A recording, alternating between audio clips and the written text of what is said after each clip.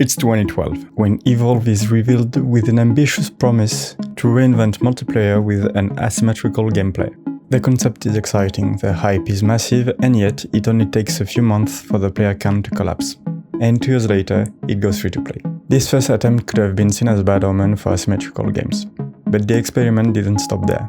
Friday the 13th in 2017, Predator Hunting Grounds in 2021, Evil Dead Ghostbusters and Texas Chainsaw Massacre in 2023 all follow the same pattern. A strong launch, then the player base dries up within months. All of them, not quite. One game still stands strong, Dead by Daylight. Released in 2016 with no famous IP behind it, and a minimalistic gameplay loop centered around fixing generators, it didn't seem very promising. And yet, 8 years later, it's still here, still played, still updated, and still dropping collabs. Stranger Things, Alien, Hellraiser, Attack on Titan. And while I mentioned Evolve as the original inspiration, it's actually Dead by Daylight that became the true reference. Not thanks to its branding, but rather its surprisingly rich gameplay. Here's what a typical game of Dead by Daylight looks like. 4 survivors spawn in a random arena. Their goal: repair 5 out of the 7 generators scattered across the map. Once they are fixed, 2 switches become active. Each one opens a gate. If the survivors reach a gate, pull the lever, and escape, they win the game. But of course, it's not that simple. Because at the same time, a killer controlled by another player also spawns somewhere on the map. Their goal: stop the survivors from escaping by sacrificing them one by one to the entity.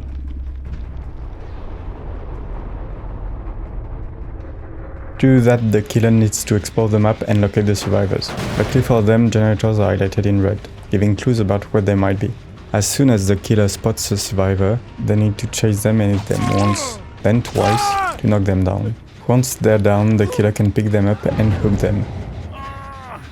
Once hooked, a timer starts. If it runs out, the survivor is sacrificed, but they can also be rescued by a teammate before their time is up. Each survivor can be rescued twice.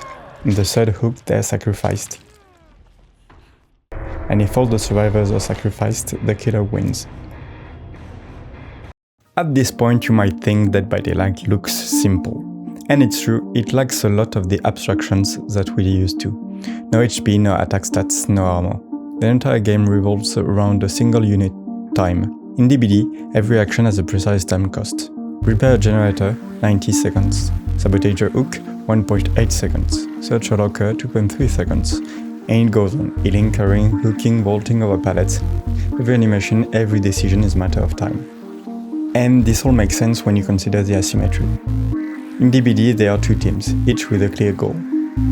Survivors want to repair generators, open the gate and escape. The killer wants to sacrifice every survivor. And the team that completes the objective first wins. But there's a key difference. There are 4 survivors and only 1 killer.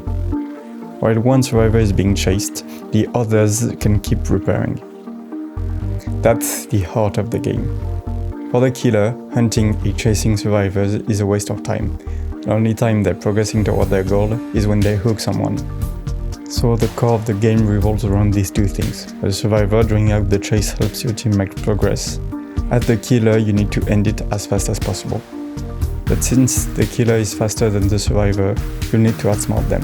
And that's where we get to its second major strength: mind game. Because DBD is above all else a game of bluff. Watch this clip.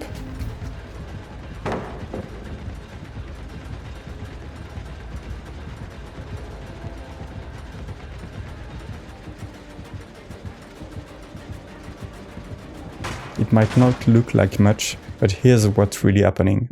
I dropped the pallet in front of the killer. Now he has 2 options. He can break it, which gives me time to run, or he can try to walk around the wall and come from the other side, which lets me vault over the pallet and go the other way.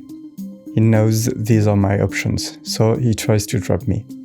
He pretends to go to the left, hoping I'll vault right into him. But as you can see, I don't fall for it. Not the first time, not the second time. He's forced to break the pallet. I made him lose precious seconds without getting caught. This gameplay is, in my opinion, the first reason for the game's success. It's extremely accessible but not simplistic. The fact that everything revolves around time makes learning the game feel surprisingly natural. You'll quickly get a feel for whether you're winning or losing time as a killer or survivor. You'll see generators being completed one by one, you'll feel when a chase drags on too long. And the mind game, that's what makes it stand out. Learning how to outsmart players takes a lot of practice. It's a skill that can be improved forever, so you get a gameplay loop that's easy to pick up, but hard to master and rewarding over time.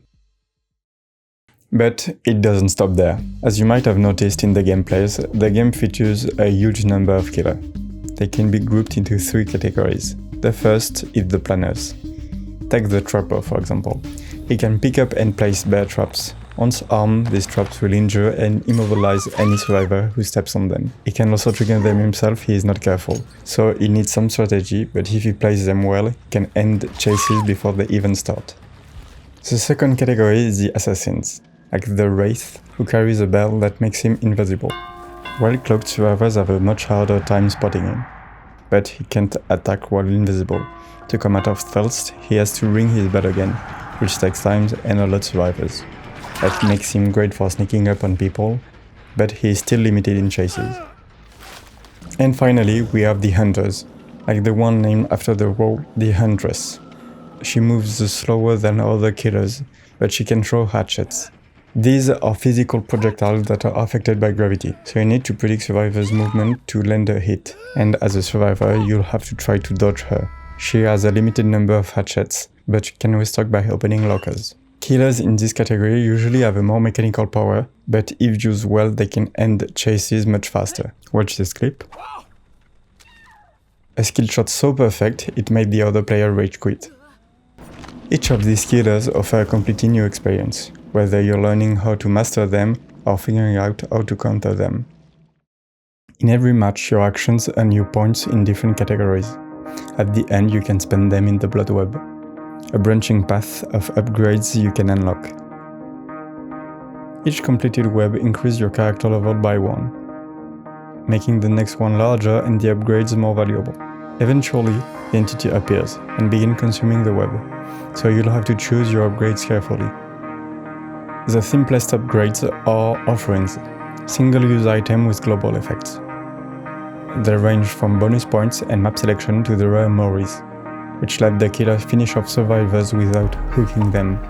Each killer has their own unique Mori, often reminiscent of Mortal Kombat fatalities. Then you have items, which are consumed after each use. For killers, these modify their power. The most common one reduce animation duration or cooldowns. Rare ones can have much more powerful effect, like making the Wraith Bell completely silent, letting him sneak up on survivor with no warning.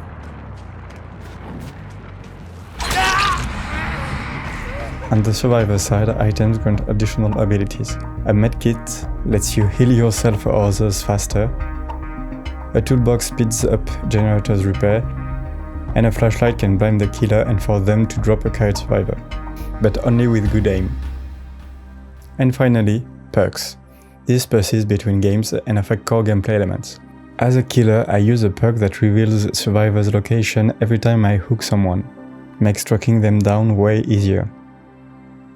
As a survivor, I use a perk that activates when the killer is looking in my direction, allowing me to anticipate their approach and hide more effectively.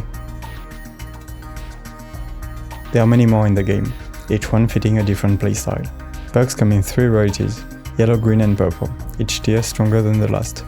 Each character has 3 unique perks. Once you reach level 50 and prestige, you unlock that character's perk for everyone else. Every prestige makes those perks available at a higher tier, so you'll have to prestige all of your character to level 3 if you want to unlock everything. It's a smart system that pushes you to play with every own character. This is, in my opinion, the second reason for its success. The game has tons of elements that keep the gameplay fresh. Whether it's killers, items, or perks, as a player you have a lot to discover, learn, and most importantly, use freely, because the game is surprisingly well balanced. Just look at any tier list for killers or perks, almost everything is viable, which honestly is a really impressive achievement by the developer. And that brings me to the third positive point. I think Behavior does a great job at keeping the game alive. Every year they release 4 new chapters, each one adds a new map, a new survivor and a new killer.